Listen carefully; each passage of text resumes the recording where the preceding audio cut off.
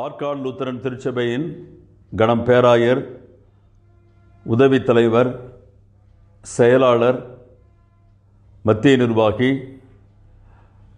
உயர்கல்வி துறையின் தலைவர், property officer, associate property officer, ஆயர் பெருமக்கள், ஆசிரியர் பெருமக்கள், இறைமக்கள் அனைவருக்கும் ஆற்காடு லூத்தரன் திருச்சபையின் பொருளாளர் என்ற முறையிலே அன்பின் வாழ்த்துக்களையும் ஸ்தோத்திரங்களையும் நான் தெரிவித்துக் கொள்கிறேன். நம்முடைய ஆற்காடு லூத்தரன் திருச்சபை ஒரு சிறிய திருச்சபை. சிறிய திருச்சபையாக இருந்தாலும் தமிழகத்திலே மற்ற திருச்சபைகளுக்கு முன்மாதிரியாய் அநேக முன்னெடுப்புகளை, அநேக திருப்பணி விடைகளை மிக சிறப்பாய் தொடர்ந்து நடத்தி கொண்டிருக்கிற ஒரு திருச்சபை. ஓய்வு நாள் பாடசாலை, இளையோர் இறைப்பணி இயக்கம், வாலிப இயக்கம், பெண்கள் ஐக்கிய சங்கம், ஆண்கள் ஐக்கிய சங்கம், transgender ministry, gypsy Lambadi ministry போன்ற திருப்பணி விடைகளை மிக சிறப்பாய் நடத்தி கொண்டிருக்கிற, தொடர்ந்து செய்து கொண்டிருக்கிற ஒரு திருச்சபை. அந்த வழியிலே சீர்திருத்தல் திருநாளன்று ஏஎல்சி டிஜிட்டல் மினிஸ்ட்ரி என்கிற ஊழியத்தை, திருப்பணியை நாம் தொடங்கியிருக்கிறோம்.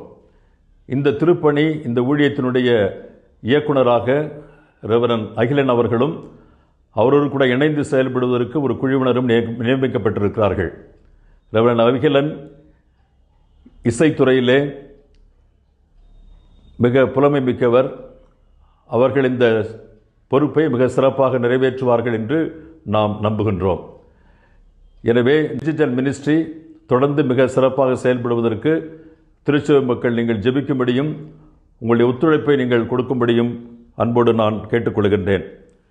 2025 ஆண்டுகளுக்கு முன்பதாய் விண்ணிலிருந்து ஒரு நற்செய்தி ஆண்டவருடைய பிறப்பை கொண்டு வந்தது. அந்த நற்செய்தி மேய்ப்பர்களுக்கு அறிவிக்கப்பட்டு மேய்ப்பர்கள் உலகெங்கிலும் சென்று அதை அறிவித்தார்கள். ஆண்டவரின் உயிர்ப்பின் செய்தி பெண்களுக்கு அறிவிக்கப்பட்டது. பெண்கள் அதை உலகெங்கிலும் சென்று அறிவித்தார்கள். நற்செய்தியை அறிவிப்பதற்கு நாம் தவறிப்போனோம். நற்செய்தியை அறிவிப்பதற்கு நமக்கு அநேக வாய்ப்புகள் இன்று கொடுக்கப்பட்டிருக்கின்றன. அதிலே மிகப்பெரிய வாய்ப்பு இந்த ஏஎல்சி டிஜிட்டல் மினிஸ்ட்ரி. இதன் வழியாக அநேக பாடல்கள், அநேக தியானங்கள், அநேக அருளுரைகள், இன்னும் அநேக சிறப்பு நிகழ்ச்சிகளை நாம் காண்பதற்கு வாய்ப்பாக அமையும். தொடர்ந்து நம்முடைய திருச்சபை ஆண்டவருடைய நற்செய்தியை அறிவிப்பதற்கு இந்த மினிஸ்ட்ரி மிக சிறப்பாக அமையும் என்பதிலே எந்த விதமான சந்தேகம் இல்லை.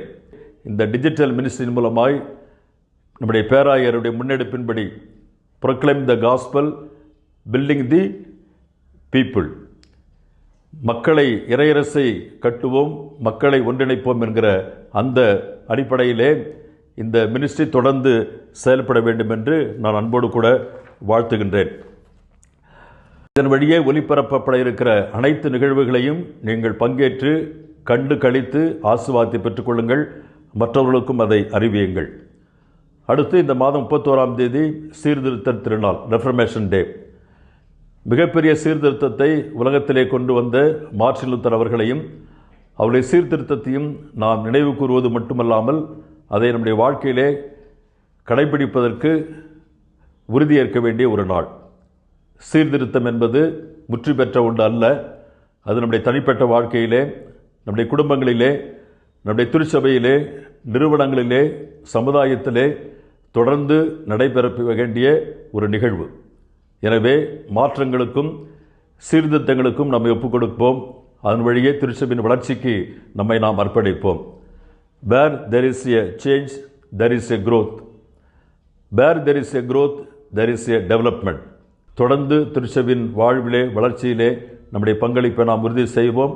ஆண்டவர் உங்களையும் உங்களுடைய குடும்பங்களையும் நம்முடைய ஆற்காடு லூத்தரன் திருச்சபையும் தொடர்ந்து ஆசீர்வதித்து வழிநடத்துவாராக.